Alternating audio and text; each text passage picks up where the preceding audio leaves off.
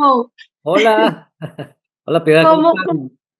están? Muy bien, Nuevamente entre canas.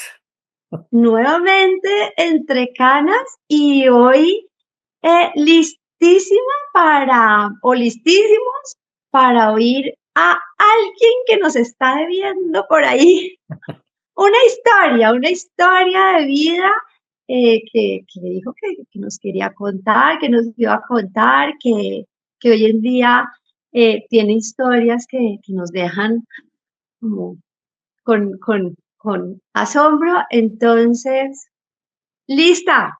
¿Cuál es esa historia? Esa historia que tiene Bueno, para contarnos. la idea no es que yo quería contarla, no, es que cómo desde la experiencia de una persona que ha llegado a mi edad y a entre canas puede reflexionar sobre lo que ha vivido. Y Sí, obvio, por mi vida y por mi profesión, yo he estado en muchas situaciones y tengo muchas anécdotas y anécdotas con artistas, eh, con sí, directores de cine, de televisión, con desarrollo de programas, viviendo en México, en Perú, en Colombia, en Ecuador, etcétera. Pero esta vez no quiero traer una historia que tenga que ver con mi profesión, sino que tiene que ver con la vida. Y sí. es Algo como, impactante. como algo tan extraño que sucedió, mm, me salva la vida. Y es que estaba con un compañero de la universidad una No, vez en un viaje, un momento. Algo extraño, ¿qué? ¿Le salva la vida? nos salvó la vida. Ah, Eh, bueno, a eh, ver. Estoy hablando de que estábamos con un compañero de la universidad en un viaje, en un paseo, como le decimos en Colombia, en una época donde el terrorismo en Colombia y la guerrilla, eso tenía dominado y había mucho boleteo, como le dicen. Bajamos a una finca con unos amigos y en un punto dado nos encontró un guerrillero que pensamos que era un campesino, que se veía hasta buena persona, que nos acercó y en un momento dado nos apuntó con una ametralladora y unas pistolas y nos llevó a que lo llevara, nos obligó a que lo lleváramos en una cosa que se llama un secuestro expreso, un secuestro al paso. Yo era, Un momento. Pero él estaba solo, o sea, era un señor estaba solo. solo y acababan de armar una matanza en Biotá y había sido algo terrible que nosotros no vimos ni supimos, sino que él nos contó después. Pero lo que nos salvó la vida es que después de que No, pero un momento. Él les hizo el paro, ustedes iban en el carro y nosotros él les hizo. estábamos en la puerta de la finca ya para entrar y llegó un campesino y resultó que no era un campesino que venía caminando, sino que era un guerrillero que nos apuntó y nos obligó a llevarlo al subcampamento guerrillero. Bajamos a las personas que estaban con nosotros y me quedé con mi compañero de la universidad y así él y yo tuvimos que, obligados por una pistola que tuve durante unas 2 horas aquí, Sí. llevarlo hasta su campamento en la punta de un cerro cerca de el Salto del Tequendama en Colombia. Y él estaba herido o Estaba herido, tenía un balazo acá, venía ensangrentado, pero al comienzo cuando lo vimos venir no se le notaba nada de eso, sino solo cuando ya lo tuvimos muy cerca. Pero, y él, pero bueno, y, dale. y él les iba diciendo por dónde tenían que, es No, decir, él nos dijo, me llevan a este sitio que creo que se llama Ceilán, eh, pero no, y nosotros le decíamos, claro, subimos por la carretera. No, no, por ahí no, porque por ahí está el ejército, por ahí es donde hubo la matanza. Busquen otro camino y nos tocó buscar una trocha. Y esto te estoy hablando en la noche. Nos tocó encontrar una trocha en cualquier lado, preguntarle a otros campesinos, no levantar sospecha de que eran guerrilleros, porque les decíamos, ¿por dónde se va a Ceilán? Claro, por la vía principal, se sube por la... No, no, no, pero no hay otro camino, pero ¿y por qué? No, no, porque es que nos gusta irnos por trochas. Queremos experimentar. Entonces, para que no se dieran cuenta que era que teníamos un guerrillero, porque yo me bajaba a preguntar en casitas donde veíamos que había luz alguien nos pudiera guiar, pero mi amigo quedaba o mi compañero quedaba con el señor y sus armas en el auto, y la idea era pues que no le pasara nada, ni a él, ni a mí, ni a los que estábamos ahí.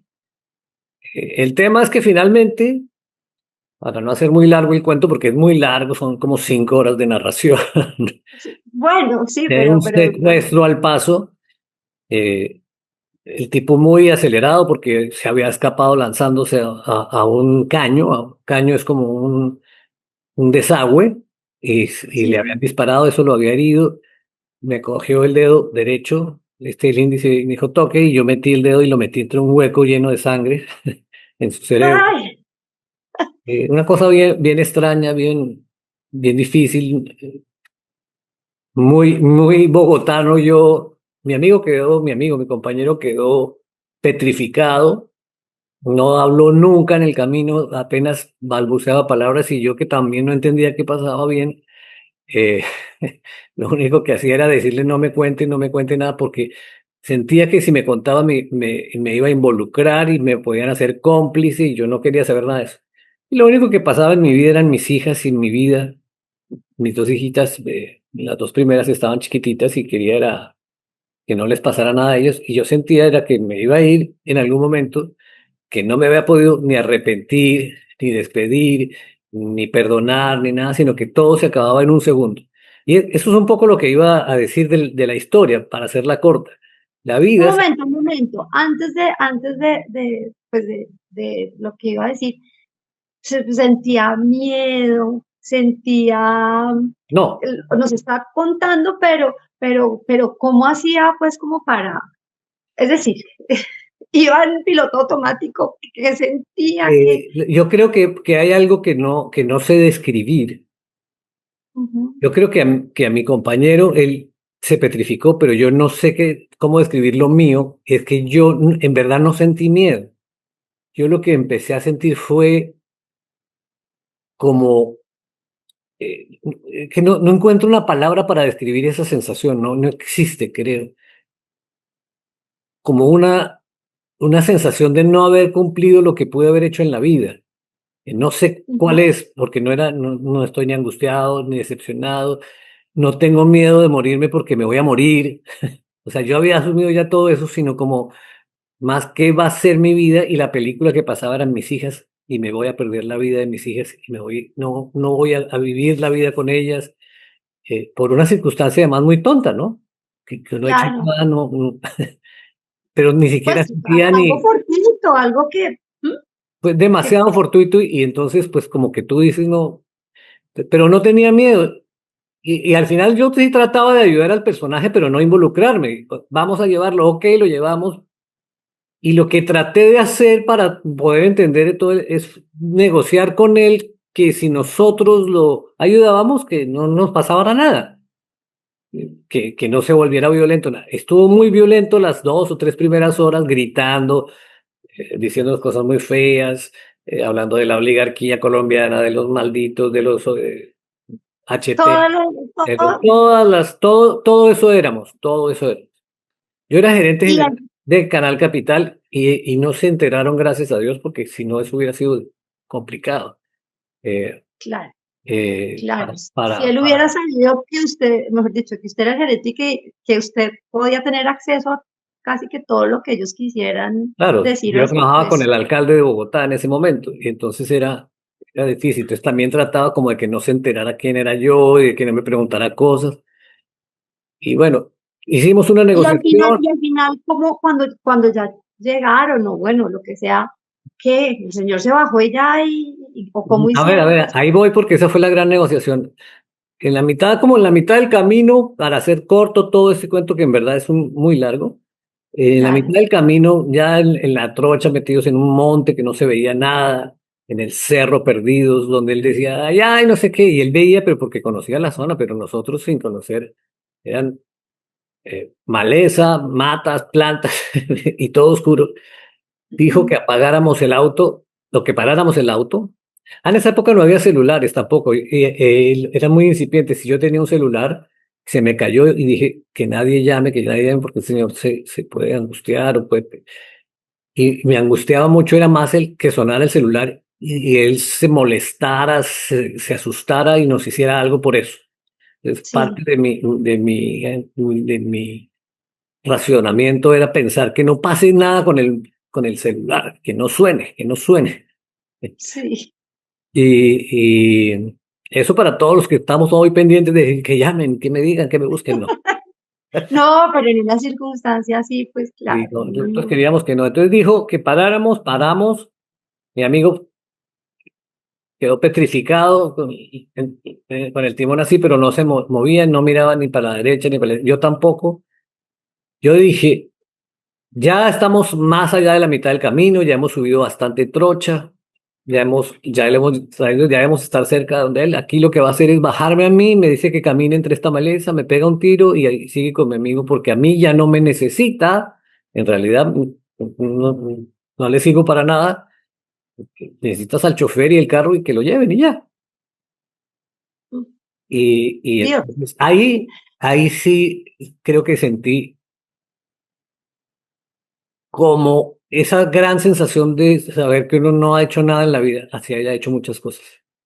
Y no ha hecho nada en la vida es no hice lo importante que tenía que hacer, que era amar a las personas que amaba, decírselo, estar con mis hijas, eh, recuperarlas, estar con la gente que uno quiere, con mi papá, con mi mamá, con mis hermanos, con la gente que de verdad valía la pena, que es mi familia. El resto no importaba y uno anda por ahí tonteando, y el poder que yo tenía y eso, todas esas cosas.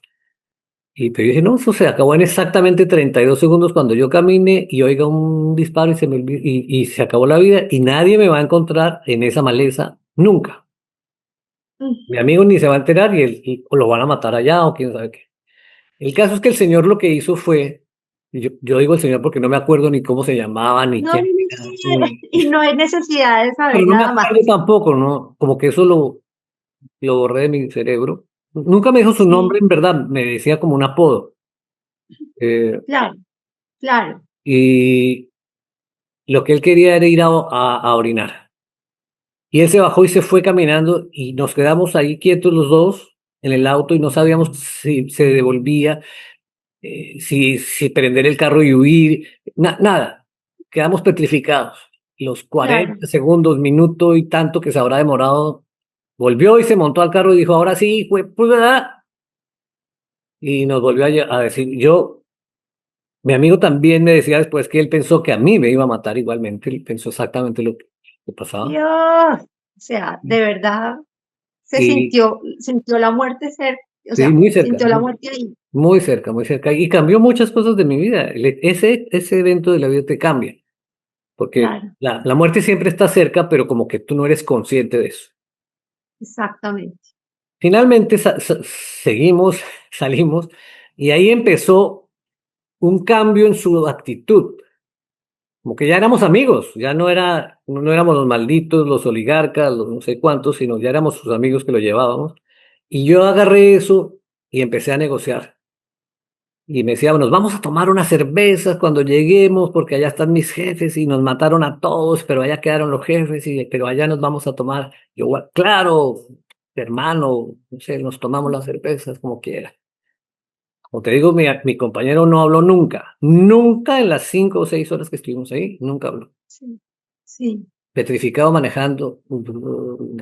Y yo tratando de que el señor se calmara, me decía, si viniéramos de día le regalábamos plátanos para que vean que toda esta tierra es nuestra y esos árboles, y mire, y acá, y me habló yo le pregunté por su familia, si su familia sabía quién era y qué estaba haciendo, y me decía, no, mi familia cree que yo estoy en Villavicencio y trabajo en una finca de ganado, pero yo soy esto y estoy acá, o sea, todas unas historias ahí complicadas. Y entonces al final habíamos hecho los acuerdos para tomarnos la cerveza cuando lo lleváramos. Ya al final sí, llegamos, después también pasaron cosas en el camino y cosas difíciles, ya, eh, en momentos en que el tipo se enloquecía y decía, si paran, les pego un tiro. Y bueno, y después volví a ser amigo y en fin. Llegamos a un sitio que se llamaba Sailán, que era un caserío. Yo no vi sí, sino como unas casitas ahí de madera muy, muy pequeñas y el tipo se bajó y empezó a gritar ya como un energúmeno, como que volvió. soy guerrillero, tengo que dar información, y a gritarle a sus jefes, llegué, no sé qué, y fue tantas, tararara, llegué. Y en ese momento, lo único que a mí me nació, porque no se me ocurrió, me nació ¿de dónde? De no tengo idea de dónde, decirle, oiga, maestro, yo me bajé del auto, en un acto rarísimo también, abrí la puerta de atrás, yo había llevado en todo el viaje al paseo, tenía un six-pack de seis, tenía unas cervezas ahí, le dije, tengo un six-pack, se lo regalo, pero déjenos ir. Ya que no nos podemos quedar a tomárnoslas con sus jefes, lo Ujú. regalo, se lo entrego y déjenos ir, por favor. El tipo me miró como a mí nadie me ha mirado nunca con un odio que yo, esa mirada sí la recuerdo, como diciendo, Claro, no sea tan nerd, no sea tan huevón, estúpido, ¿qué cree? Ya está aquí, aquí ya se queda con nosotros, nos hubiéramos podido quedar ahí eternamente. Después claro. averiguan quién somos, no sé cuántos años, o nos pegan un tiro y nos afusilan ahí para que no digamos nada, yo qué sé. El caso es que en un acto también de la magia del universo, de los dioses, de Dios, de lo que tú quieras, el tipo cambió su mirada de odio y de este huevón que está diciéndome y me dijo, bueno, hermano, Ah, tenía esos cambios que yo había detectado en la... sí. Gracias, cogió la cerveza, me abrazó, me dio un abrazo y me dijo, váyase, váyase bien rápido de aquí, váyase, váyase. Y empezamos a oír que decían, ¿qué pasa? Juan Carlos, Juan no sé qué. Y empezó una gritería. Y yo me monto al auto y le digo a mi amigo o a mi compañero, prenda, vámonos. Vámonos. Y el único que me dice, ¿y para dónde? Le digo, para adelante, weón. A donde sea, pero vámonos. Y todavía le Claro. digo yo, ¿por dónde me voy? Me dice, por la escuela a la derecha. Y eso fue lo único que me dijo. Por la escuela. Y Ah, vaya usted a saber a esas horas dónde era una escuela en la la escuela. oscuridad, a las 2 de la mañana o a la 1 de la Y la mañana. derecha, ni siquiera creo que en ese momento ni siquiera. Yo Dios. vi que gritaban allá y, ¡ah!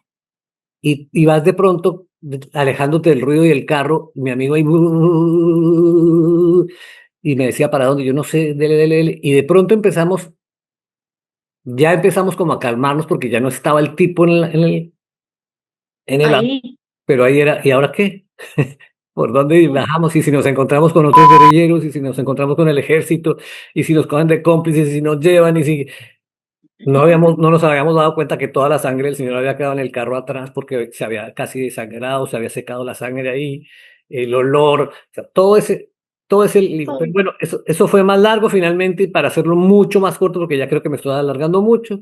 No, eh, no, no, pero eh, es eh, importante todo lo que subíamos, quieras. bajábamos, aprendí a orientarme, y creo que en algún caso Dios, aprendí a orientarme solamente porque yo sentía que el auto no iba para abajo, sino para arriba, decía, no, no es por acá, regresábamos, hasta que en un momento X apareció una escuela, y ah, dije, por aquí a la derecha, y a la derecha por ahí, y ahí vimos un letrerito que decía, Biotá a tantos kilómetros, a 10 kilómetros, 5 kilómetros, y arrancamos por ahí, nos fuimos, y llegamos después en los nervios y en la angustia de que ya íbamos a llegar, mi amigo se estrelló el auto, yo casi me vuelo el brazo. pues no, antes.